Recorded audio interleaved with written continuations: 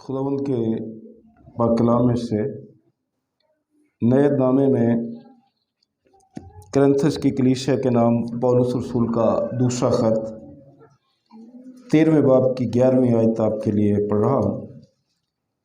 पौलुस रसूल का करंथस की कलीसिया के नाम दूसरा ख़त 13वां बाब और 11वीं आयत में यूँ लिखा है, गर्ज ए भाइयों खुश रहो, कामिल बनो, खातिर जमा रखो, यक दिल रहो, मेल मिलाप रखो, तो खुदा मोहब्बत और मेल मिलाप का चश्मा तुम्हारे साथ होगा। खुदावंद की बरकत उसके पाक कलाम के पढ़े और सुने जाने पर हो।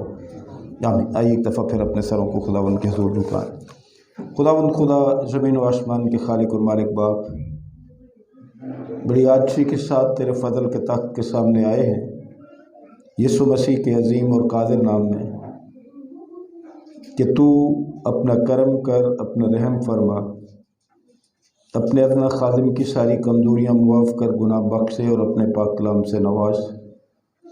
जितने अजीज़ों तक तेरी आवाज़ पहुँचे उन्हें पाक रूह के वसीले से कायलियत अता कर, ताकि वो कायलियत पाकर इस पर अमल करने वाले बने। इब्लीस और उसकी कुव्वतें तेरे लोगों से दूर रहें और तेरे लोग पूरी तवज्जो के साथ तेरी आवाज़ को सुन सकें, फिर इस पर अमल करके 100 गुना फल ला सकें। यीशु मसीह के नाम में मांगते हैं, आमीन। आज जबकि हर तरफ कलीसिया में जहाँ कहीं भी मसीही बसते हैं, बड़े दिन की तैयारियां अपने अपने अंदाज से घरों में, कलीसियाओं में, गिरजाघरों में अपने अपने अंदाज से लोग तैयारियां करते हैं। और ये सारा कुछ जो है, अगर किसी से भी पूछा जाए तो वो यही कहते हैं कि हम खुदावंद यीशु मसीह के इस दुनिया में आने और उसकी पैदाइश की यादगार में ये सारा कुछ कर रहे हैं। लेकिन मुझे अफसोस से कहना पड़ता है कि जो उसकी पैदाइश का या इस दुनिया में आने का मकसद था, वो दुनिया भूल गई है। दुनिया ने इसको एक मेला बना लिया है, जबकि खुदावंद का मकसद हरगिज़ ये नहीं था। वो इसलिए इस दुनिया में आया था कि हम जिंदगी पाएं और कसरत की ज़िंदगी पाएं।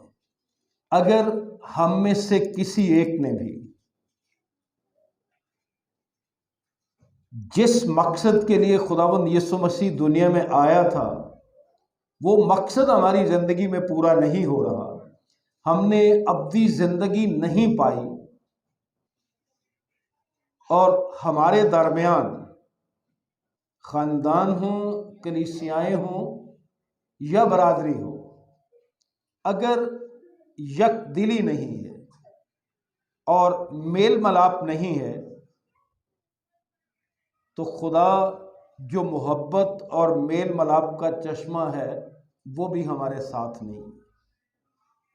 क्योंकि मसीह यीशु के लिए योशाया नबी की मार्फत ये फरमाया गया था,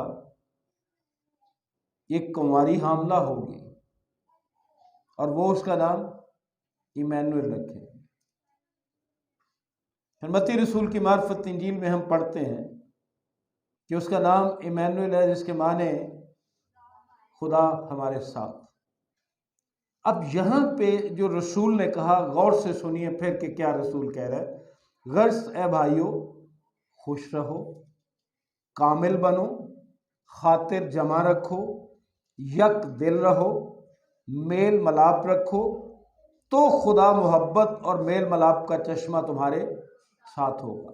अगर हम खुश नहीं हैं, कामिल नहीं हैं, खातिर जमा नहीं रखते, यक दिल नहीं है, मेल मिलाप नहीं रखते, तो खुदा जो मोहब्बत और मेल मिलाप का चश्मा है वो हमारे साथ नहीं। जबकि उसके आने का तो मकसद ही ये था कि खुदा हमारे साथ है। कहाँ हजारों रुपया चर्चेस की डेकोरेशन पे, घरों की डेकोरेशन पे, गलियों की डेकोरेशन पे, नए कपड़े, जो कुछ भी आप करते हैं, अगर मेल मलाप नहीं है जिसके लिए खुदावंद यीशु मसीह इस दुनिया में आया था, तो बड़ा दिन हमारे लिए एक मेले से ज्यादा कोई हकीकत नहीं रखता। फिर बड़े दिन का मकसद ये था ही नहीं जो हमने बना लिया हुआ।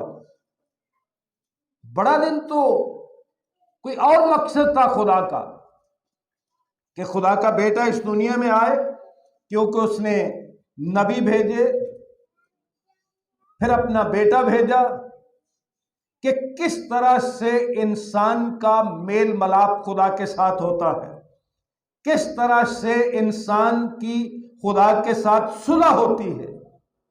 अगर यह मकसद पूरा नहीं हुआ तो मुझे नहीं पता कि फिर बड़ा दिन आप किसको कहते हैं। जिस तरह दुनिया मेले करती है, हम भी उसी तरह मेला कर लेते हैं। असीस भाई और असीस बहनों, कलाम मुकद्दस ये कहता है कि खुदा के लोगों को मेल मलाप की कोशिश में रहना चाहिए, क्योंकि उसके बेटे के आने का मकसद ही ये था। रोमियो का खत निकालिए जरा, 12वां बाब और उसकी 18वीं आयत में खुदा का पाक कलाम यूं फरमाता है। रोमियो का खत 12वां बाब और उसकी 18वीं आयत में लिखा है, जहां तक हो सके। जहां तक हो सकेगा क्या मतलब? जिस हद तक भी मुमकिन हो,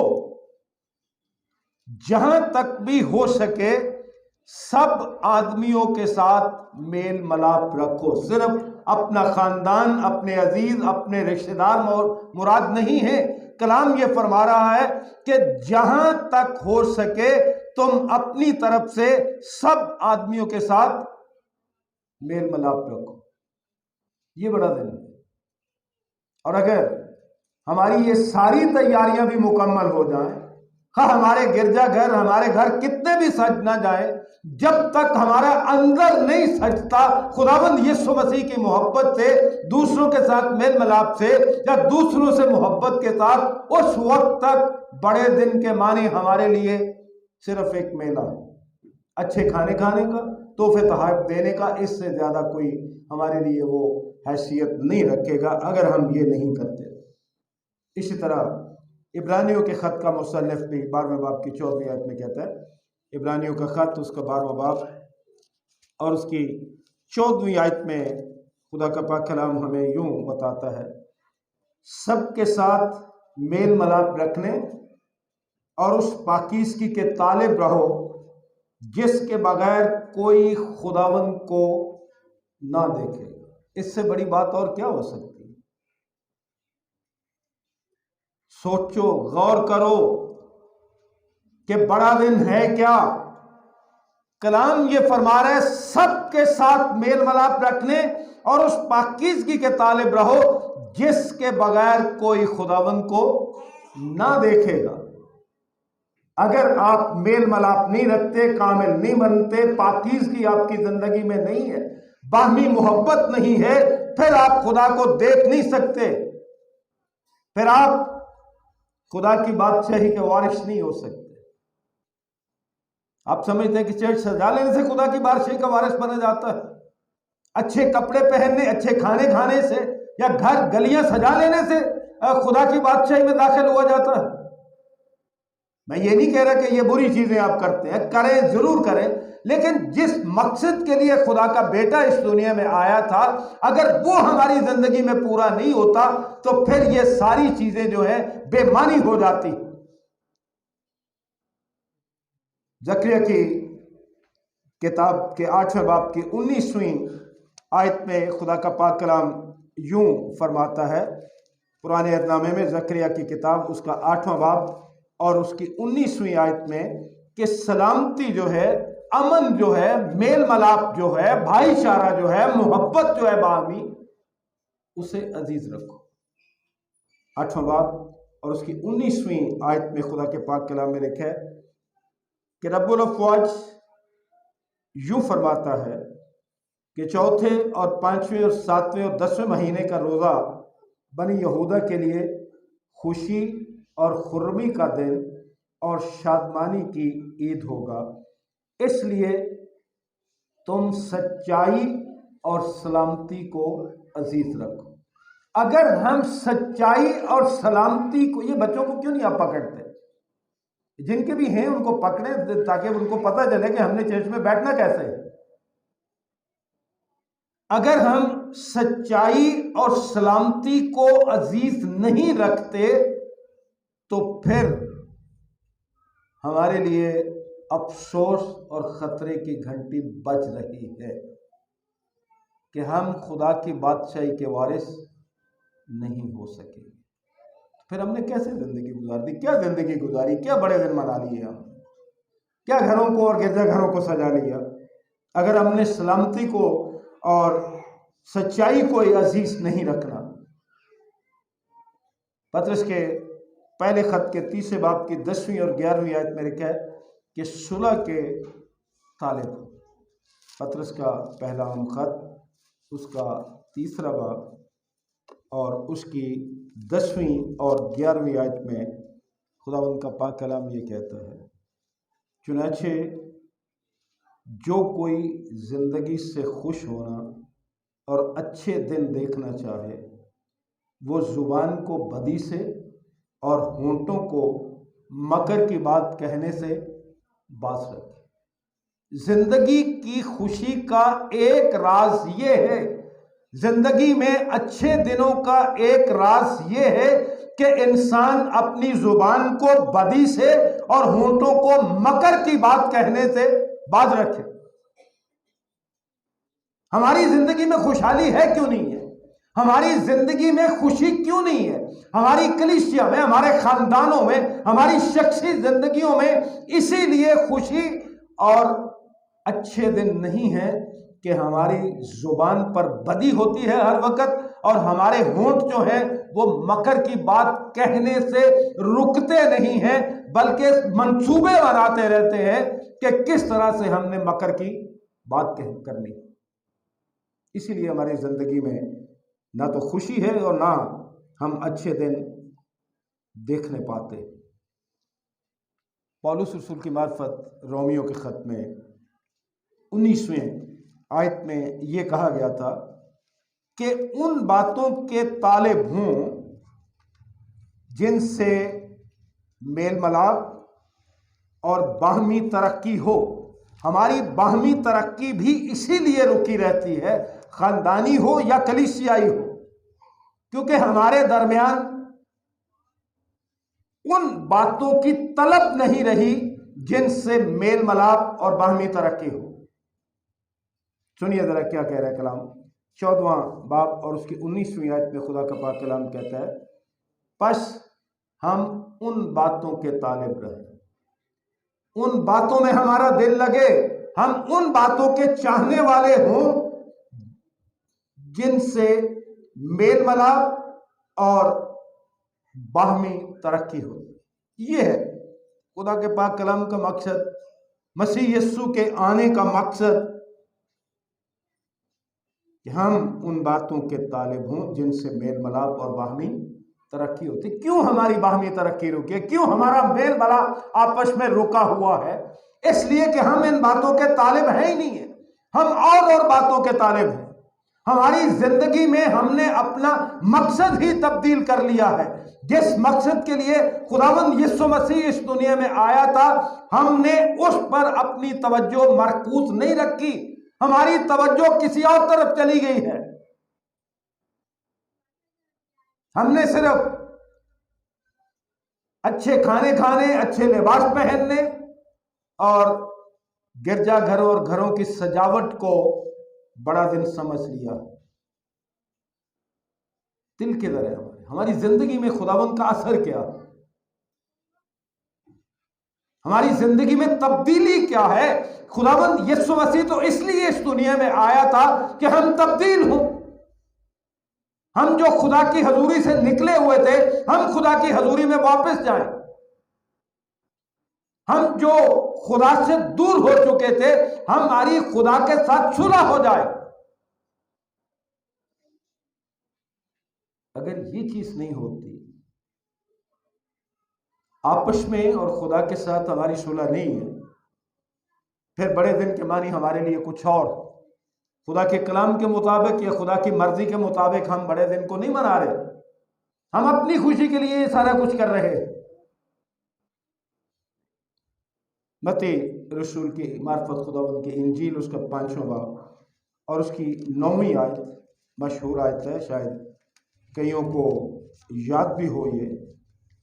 जब मुबारकबादियाँ आप लोग याद करते हैं तो उन्हीं में ये भी आता है। मत्ती रसूल की मार्फत खुदावंद की इंजील उसके 5वां बाब और 9वीं आयत सुन लीजिए। मुबारक हैं वो जो सुलह कराते हैं, क्योंकि वो खुदा के बेटे कहलाएंगे। सुलह कराने वाले क्या हैं? बरकत की हालत में हैं, वो मुबारक हैं और वही हैं जो खुदा के बेटे कहलाएंगे। दो ही तो हैं, या कोई इब्लीस का फर्जंद है या कोई खुदा का बेटा या बेटी। और अगर कोई खुदा का बेटा या बेटी नहीं है तो वाज़ेह है कि वो इब्लीस का फर्जंद या बेटी है। और कलाम मुकद्दस ये कह रहे हैं, मुबारक है वो जो सुलह कराते हैं, क्योंकि वो खुदा के बेटे कहलाएंगे। आज अपने आप को सोच लीजिए कि खुदा का बेटा हमारी और खुदा की सुलह के लिए इस जमीन पर आया था। और अगर हमारे दरमियान सुलह नहीं है, अगर हम सुलहजू नहीं है, हम सुलह नहीं करवाते, तो कैसे मुमकिन है कि हम खुदा के बेटे और बेटियां कहलाएं? क्या केक काटने से बन जाओगे खुदा के बेटे बेटियां? क्या घरों को सजा के तो बेटे बेटियां बन जाओगे खुदा के? गिरजा घरों को सजा के बन जाओगे? काश जितनी तवज्जो हमारी अपने घरों गिरजा घरों की सजावट पर है, उससे कहीं ज्यादा अपने दिलों की सजावट पर भी है, जिसके लिए खुदा का बेटा इस दुनिया में आया था कि हम खुदा के बेटे और बेटियां बन जाए। 120 नंबर ज़बूर जो है उसकी 7वीं आयत भी सुन लीजिए। ज़बूर नंबर 120 और उसकी 7वीं आयत में खुदावंद का पाक कलाम यूं फरमाता है, मैं तो सुलह दोस्त हूं। सुलह दोस्त का मतलब होता है जो सुलह करवाते हैं, जो सुलह चाहने वाले होते हैं। पर जब बोलता हूं तो वो जंग पर आमादा हो जाते हैं। दूसरों को छोड़ दीजिए, जब सच्चाई बयान की जाएगी तो दुनिया आपकी मुखालफत करेगी, हर सूरत करेगी। लेकिन खुदा के लोगों का काम यह है कि वो सुलह दोस्त हों।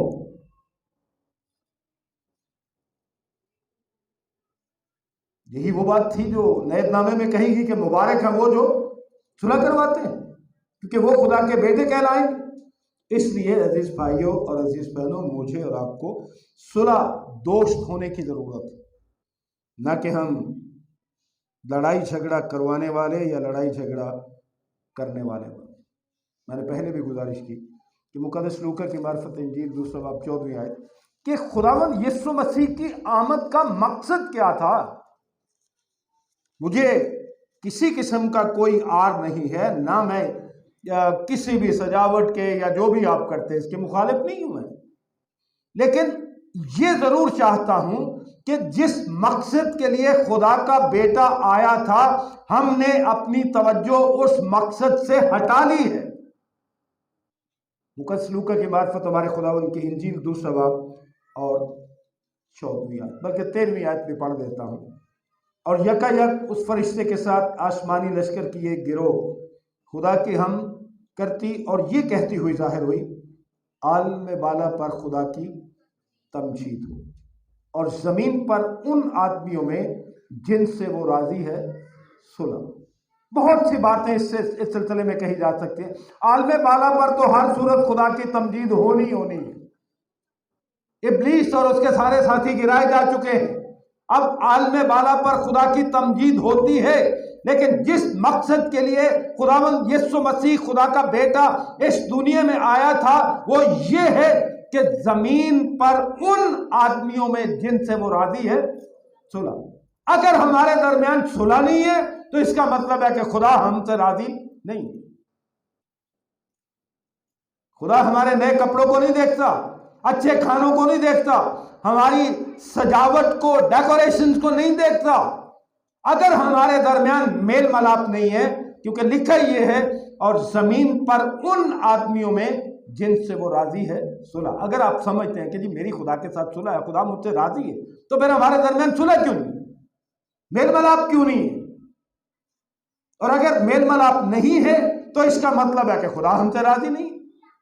और फिर हमने खुदावंद यीशु मसीह के इस दुनिया में आने के मकसद को भी हरगिज नहीं समझा। अमन, मेल मिलाप और सलामती के बहुत से फायदे हैं। एक दो हवाले कलाम मुकद्दस में से आपके लिए पढ़ना चाहता हूँ। ज़बूर की किताब का 133वां ज़बूर, अक्सर आपने देखा होगा कि हम मिलने के वक्त भी गाते हैं या भाइयों की खुशी के लिए गाते हैं। ज़बूर नंबर 133, उसकी पहली आयत। देखो, देखो का मतलब क्या होता है? गौर करो, सोचो, इसको अपने दिल में बैठा लो। देखो कैसी अच्छी और खुशी की बात है कि भाई बहन मिलकर रहे। कभी गौर किया आपने इस पर कि खुदा के नजदीक यही अच्छी और खुशी की बात है कि भाई बहन मिलकर रहे। और अगर हमारे दरमियान मेल मिलाप, सुलह और सलामती नहीं है तो जिस तरह खुदा आदम को बनाने से मलूल हुआ था, आज मेरी और आपकी जिंदगी से भी खुदा खुश नहीं बल्कि मलूल होता है। देखो कैसी अच्छी और खुशी की बात है कि भाई बहन मिलकर। बड़ी दफा मैंने बताया कि भाई वो ही नहीं है जो आपकी मां के पेट से पैदा हुआ है आपके साथ। तमाम ईमानदार आपस में भाई हैं, तमाम ईमानदार आपस में एक खानदान है। इसलिए ये अच्छी और खुशी की बात है कि भाई बहन मिलकर रहे। अमसाल की किताब उसका 17वां बाब और उसकी पहली आयत में कलाम ये फरमाता है। आज मैं जब अपना वक्त याद करता हूँ, जब हम छोटे थे, गांव में थे, खुदा का शुक्र है कि रोटी उस वक्त भी ठीक मिलती थी। लेकिन आज जो तरक्की देखिए, मेरे वाले सब सारी उम्र साइकिल पे रहे, मैं सारी उम्र साइकिल पे रहा, तो आज जब मैं अपनी ज़िंदगी को देखता हूँ तो मैं खुदा का शुक्र करता हूँ। खुदा बाप, जो कुछ भी तूने दिया है तेरा शुक्र, तेरी तारीफ हो। इसी तरह आप अपनी ज़िंदगी पर गौर करेंगे कि कहाँ हमारे पास साइकिल नहीं होती थी और कहाँ आज गाड़ियाँ और मोटरसाइकिलें। एक बात जो यहाँ लिखी है वो गौर से सुन ले। 17वें बाब की पहली आयत में लिखा, सलामती के साथ खुशकने वाला इससे बेहतर है कि घर नेमत से पुर हो और उसके साथ झगड़ा। मेरा घर हो, आपका घर हो, हमारे पास गाड़ियां हों, रुपए पैसे की कोई कमी ना हो, जो कुछ भी हमारे पास क्यों ना, दुनिया जहान की नेमतें हमारे पास हों, अगर हमारे दरमियान मेल मिलाप, सुलह और सलामती नहीं है, इन सारी नेमतों का कोई फायदा नहीं। क्योंकि कलाम ये फरमाता है कि सलामती के साथ, अमन के साथ, मोहब्बत के साथ, प्यार और मेल मिलाप के साथ खुशकने वाला भी बेहतर होता है। मुझे आज फेली साहब याद आ रहे हैं, वो कहते थे जब हमारे माँ बाप फौत हो गए तो कई दफा हमारे पास रोटी नहीं होती थी, हम चारों बहन भाई रात को बैठ के गीत गा गा के तो सुबह चढ़ा लेते थे, चलो याद ही नहीं आती थी कि रोटी भी खानी। तो सुलह जो है, सलामती जो है, वो इतनी बरकत वाली है, इसके इतने फायदे हैं। सलामती के साथ खुशकने वाला इससे बेहतर है कि घर नेमत से पुर हो और उसके साथ झगड़ा। ये कलीसिया का, कलीसिया को बरकते हों, पैसे फालतू हों, बजट आपका ज्यादा हो, अगर मोहब्बत और प्यार नहीं है तो इसका कुछ फायदा नहीं। मैंने पहले गुजारिश की थी इब्रानियों का खत 12वें बाब की 14वीं आयत पढ़ के कि जब तक आप सुलह, मोहब्बत, प्यार, मेल मिलाप से, सलामती से नहीं रहते, आसमान की बादशाही में दाखिला मुमकिन नहीं।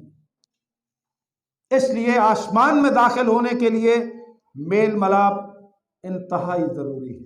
आज अपने आप में सोच लीजिए, जान लीजिए, अपने आप को परख लीजिए और इस सोच के साथ, इस ख्याल के साथ बड़े दिन की तैयारी कीजिए कि खुदा के बेटे का इस दुनिया में आने का मकसद क्या था। जरूर तैयारी करें। जितनी खुदा ने किसी को हैसियत दी उसके मुताबिक ज़रूर तैयारी करें, लेकिन इस सोच के साथ कि क्या खुदावंद यीशु मसीह का इस दुनिया में आने का वो मकसद था जिसके लिए मैं भाग दौड़ कर रहा हूँ, या जिसको मैंने अपना मरकज़ निगाह बना लिया है। सुलह, सलामती, प्यार, मेल जोल और मोहब्बत के साथ खुदावंद यीशु मसीह के इस दुनिया में आने की तैयारी कीजिए। खुदावंद आपको बरकत दे, आपको फजल बख्शे और खुदा अपना करम करे। हमारी कौम, कलीसियाएँ, हमारे ख़ानदान अमन, सलामती और मोहब्बत से रहें। हमारे मुल्क में सलामती, आलमगीर कलीसिया में सलामती हो, मेल मिलाप और मोहब्बत हो। कलाम मुक़द्दस के इस आयत के साथ और इस ये कह लीजिए कि अपील के साथ अपना पैगाम ख़त्म कर रहा हूँ। दूसरा ख़त जो करंथस की कलीसिया को लिखा गया, उसके 5वें बाब की 20वीं आयत में लिखा है, बस हम मसीह के एलची, मैं आप जितने ईमानदार हैं वो सारे मसीह के एलची हैं। गोया हमारे वसीले से खुदा इल्तिमास करता है कि हम मसीह की तरफ से मिन्नत करते हैं कि खुदा से मेल मिलाप कर लें। और जब आपका खुदा से मेल मिलाप होगा तो फिर आपस में भी आपका मेल मिलाप होगा। आपस में हमारा मेल मिलाप उसी वक्त खत्म होता है जब हमारा खुदा के साथ मेल मिलाप नहीं होता। खुदा आपको बरकत दे। आइए इस आयत को दोहराएं। बस हम मसीह के एलची हैं, गोया हमारे वसीले से खुदा इल्तिमास करता है, हम मसीह की तरफ से मिन्नत करते हैं कि खुदा से मेल मिलाप कर लें। खुदावंद हम सबको ऐसा ही करने का फजल बख्शे। आमीन। दुआ मांग। खुदावंद यीशु मसीह में हमारे रहीम बाप, बड़ी आजी हलीमी और फरोतनी के साथ तेरे पाक कलाम के लिए तेरी शुक्रगुजारी करते हुए तेरे हजूर हाजिर हुए हैं, जो तूने अपने नबियों, रसूलों और दीगर मुकद्दसीन की मार्फत हम तक पहुँचाया, ताकि हम इसे पढ़ें, सुनें, सीखें और इसके मुताबिक अपने आप को ढालने की कोशिश करें। तेरा शुक्र, तेरी तारीफ़ करते हैं आज के इस पैगाम के लिए कि तूने हमें बता दिया कि तेरे बेटे के इस दुनिया में आने का मकसद क्या था, और जहां हम दुनियावी तौर से तैयारी कर रहे हैं अपने अपने मकदूर के मुआफिक, बख्श दे कि उससे कहीं ज़्यादा हम तेरे बेटे को अपने दिल में जगह देने के लिए तैयारी करें, ताकि खुदावंद हमारी अपनी ज़िंदगी, शख्सी ज़िंदगी, हमारे ख़ानदान, हमारी कलीसियाँ, हमारी कौम, पूरी दुनिया के ईमानदार और इस मुल्क में अमन, सलामती और मोहब्बत पैदा हो। हमें सुलह और सलामती के तालिब रहने का फजल बख्श। रहीम बाप, मेल मिलाप की मोहब्बत अता कर, में बाहमी मेल मिलाप से रहने की तौफीक अता कर। बख्श से किस पाक कलाम पर अमल करने वाले बने, पाक रूह के वसीले से कायलियत पाएँ और ये कलाम हमारे दिलों पर नक्श हो, ताकि आने वाली ज़िंदगी में हम इस पर अमल करें और ये बड़ा दिन हमारी ज़िंदगी में ऐसी तब्दीली लाए जो आज तक नहीं आ सके। तेरे बेटे अपने खुदा यीशु मसीह नासरी के नाम से मांगते हैं, सुनो बख्श दे।